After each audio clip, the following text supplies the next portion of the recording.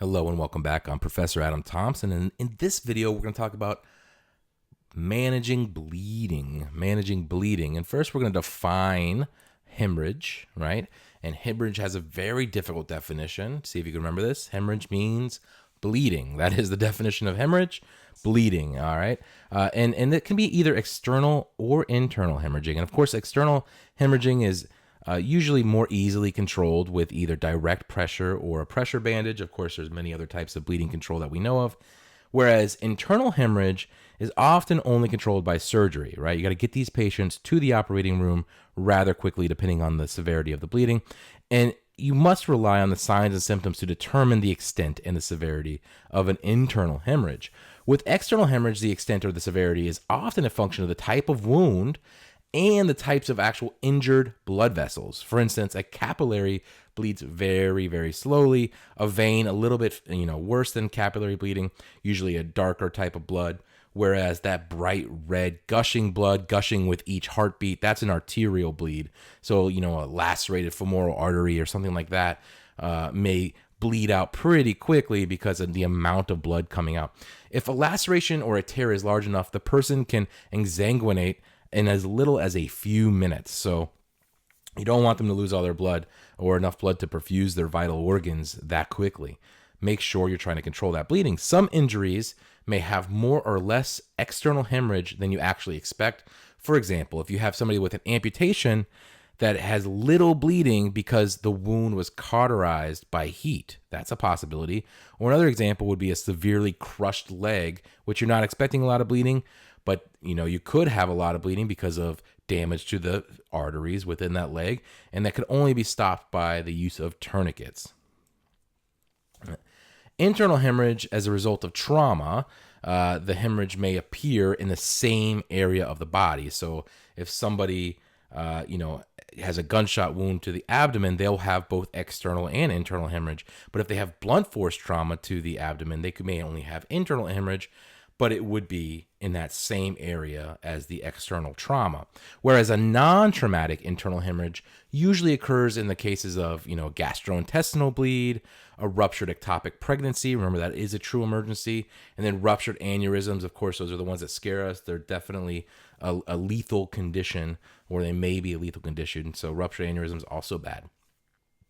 Internal hemorrhage must be treated promptly. Signs do not always develop quickly, so other signs and symptoms and mechanism of injury are needed to make the diagnosis. Pay close attention if there's complaints of pain or tenderness. If there's a development of tachycardia, we know that's a compensatory mechanism. If they have pallor, we know that they're shunting blood, right? And we know that their sympathetic nervous system is kicked up, so that's also compensation. And then be alert to the development of shock.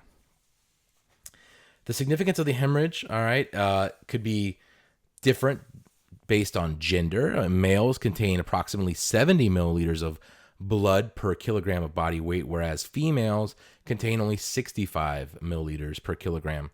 The body cannot tolerate an acute blood loss of more than 20%. So if the typical adult loses more than 1 liter of blood, their vital signs will change significantly. Infants and children, a little bit different. They may have the same effects, but with smaller amounts of blood loss. The compensation depends on how rapid a person bleeds. So when somebody is bleeding out rather quickly, their compensatory mechanisms may not have enough time to maintain perfusion. Consider bleeding to be serious if any one of the following are present. If there's a significant mechanism of injury, if there is a poor general appearance. Remember, consider your work of breathing, your circulation to their skin, their mental status.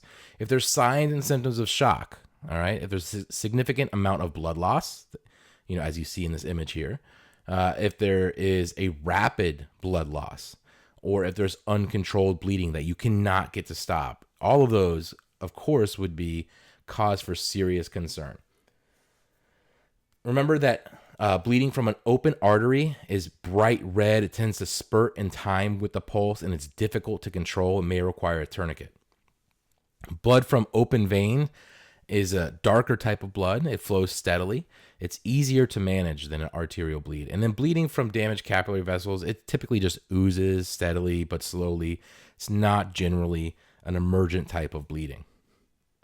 Venous and capillary bleeding is more likely to clot spontaneously than an arterial bleed is. Remember, arterial bleeds are under high pressure, and your venous, your capillary bleeds aren't. So that type of bleeding will stop within about 10 minutes on its own usually. Hemostasis proceeds through 3 steps, okay? There's vasoconstriction, platelet aggregation, and then fibrinogen weaving into the clot-forming fibrin to hold the clot together, controlling bleeding. Bleeding will not stop if a clot does not form. So unless the injured vessel is cut off from the blood supply, the bleeding will continue. That's why we are there to provide an artificial type of clot with bandaging, with trying to slow the bleeding at that area. The system may fail in certain situations, of course. Some medications, including anticoagulants and blood thinners, interfere with clotting. Beta blockers may prevent vasoconstriction, and in severe injuries, the damage may be too extensive for a clot to block the actual hole where the bleeding is coming from. Only part of the vessel may be cut, which can also prevent constriction, which would slow blood flow and help with the clotting process. Or you could have a cold that will inhibit enzymes involved in the clotting process if there's a cold environment. Hemophilia is a condition where there's one or more of the blood's clotting factors missing within a person. It could be a chronic condition. And there's several forms of the illness. Most are hereditary and some could be severe. So a hemophiliac is someone who could end up bleeding out, right, when they have any type of hemorrhage.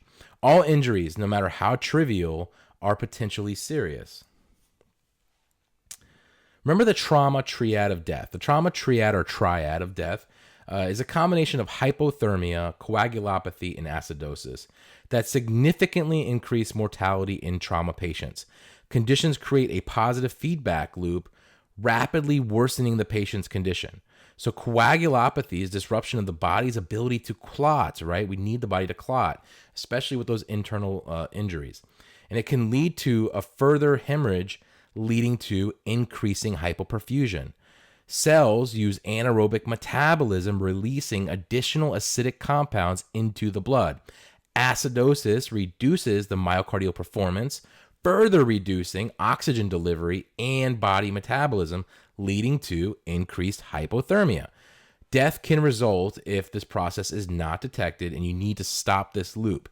To prevent hypothermia, trauma patients must be kept warm. Remember that. To prevent hypothermia, trauma patients must be kept warm. All of your bleeding patients should have, some sort of warmth, right? Put a thermal blanket on them, put a regular blanket, a wool blanket, a sheet, anything. Cover your trauma patients. It's very important because you don't want this trauma triad of death to be the reason that they bled out on you. All right. And with that, that's the basic management of bleeding. And that's the end of this video.